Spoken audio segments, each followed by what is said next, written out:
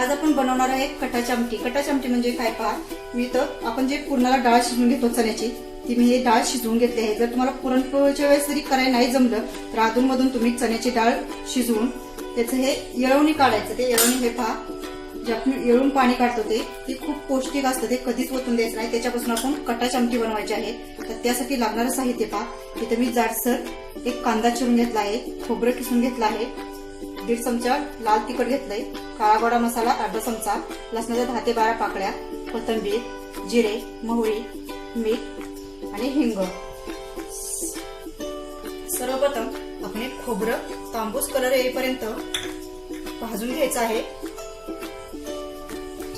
हे पहा, आपल्या खोबऱ्याचा कलर चेंज झाल्यामुळे चांगलं खोबरं भाजलं गेलं आहे। आपण आता हे खोबरं साईडला काढून घेऊया। आता आपण त्याच कढईमध्ये हा जाडसर चिरलेला कांदा भाजून घ्यायचा आहे।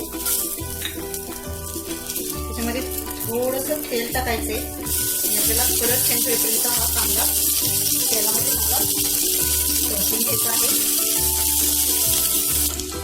हे पहा, आपला कांदा चांगला ब्राऊन भाजला आहे। आपण त्याच्यात हे 8-10 लसणाच्या पाकळ्या घेतल्या, ते अर्धा मिनिटभर परतून घ्यायचे आहे त्या कांद्यामध्ये। आपला कांदाही चांगला व्यवस्थित भाजला गेला आहे, तेलामध्ये फ्राय झाला आहे। आपण गॅस बंद करून घ्यायचा आहे आणि हा कांदा आपण एका प्लेटमध्ये काढून घेऊया। थंड झाल्यानंतर आपल्याला हे मिक्सरमधून वाटण करून घ्यायचं आहे। आपलं खोबरं आणि कांदा थंड झाला आहे, मी खोबरं घेतला आहे, हा कांदा आपण त्याच्यामध्येच घ्यायचा आहे। मिक्सरमधून एकदम बारीक आपल्याला हे वाटण करून घ्यायचंय। आपण त्याच्यामध्येच ही चिरलेली कोथिंबीर घालायची आहे। कोथिंबीर आपण त्याच्यातच मसाल्यामध्येच बारीक करून घेणार आहोत। हे पहा, आपण हे सर्व मसाल्याचं वाटण करून घेतलं आहे। आता आपण हे वाटण काढून घेऊन ह्याच्यामध्ये चण्याची डाळ जी आपण शिजवून घेतली त्याचं पुरण थोडंसं बनवून घ्यायचंय आपल्याला। हे पहा, आपलं तेल चांगलं गरम झालं आहे। आपण त्याच तेलामध्ये जे मसाले भाजले त्याच तेलामध्ये आपण फोडणी देणार आहे। तेल अगदी थोडं जास्त घ्यायचे, कारण आपण कटाची आमटी बनवत आहोत। सर्वप्रथम मोहरी घालायची आहे। मोहरी चांगली तडतडली की जिरे घालायचे। हे पहा, मोहरी तडतडली आहे, आपण आता जिरे घालूया। त्याच्यामध्येच हे आपण वाटण करून घेतलेलं वाटण घालायचं आहे।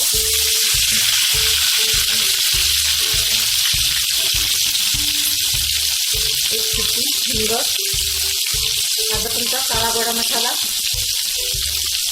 आपण इथं 1.5 चमचा लाल तिखट घेतलं होतं, तुम्ही तुमच्या आवश्यकतेनुसार घेऊ शकता तुम्ही। आणि आपण थोडंसं 1 चमचा पुरण घालायचं आहे।